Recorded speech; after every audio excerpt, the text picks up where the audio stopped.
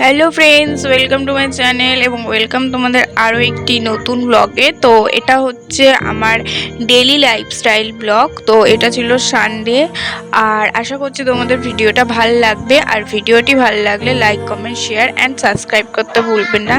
আর যেহেতু সানডে ছিল তো সেই কারণে ঘর দুয়ার পুরো পরিষ্কার করে, তো তারপরে দেখতে পাচ্ছেন আমি ঘর গোছাতে গেছি।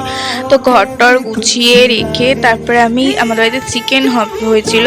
তো সেই কারণে চিকেনের জন্য আলুগুলো মা বলেছিল একটু ভেজে দিতে, তো সেই কারণে আমি চিকেনের আলু ভাজছিলাম। তো ভিডিওটা দেখতে থাকুন শেষ পর্যন্ত।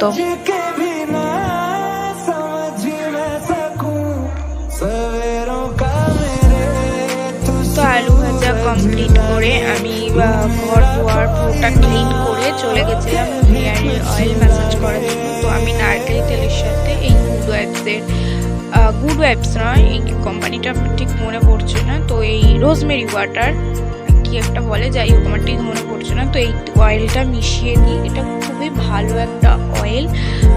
হেয়ারে গ্রোথ হয়, হেয়ার পড়ে যাওয়া থেকে আমার অনেকটা কাজ হয়েছে। তো তার জন্য আমি এই অয়েলটা হেয়ারে ম্যাসাজ করি। তো দেখতে পাচ্ছেন আমি ভালো করে হেয়ারটা অয়েল ম্যাসাজ করে নিচ্ছি। আর আমি সপ্তাহে 2 দিন করে অয়েল দিয়ে 2 দিন করে শ্যাম্পু করি। তো দেখতেই পাচ্ছেন ভিডিওতে।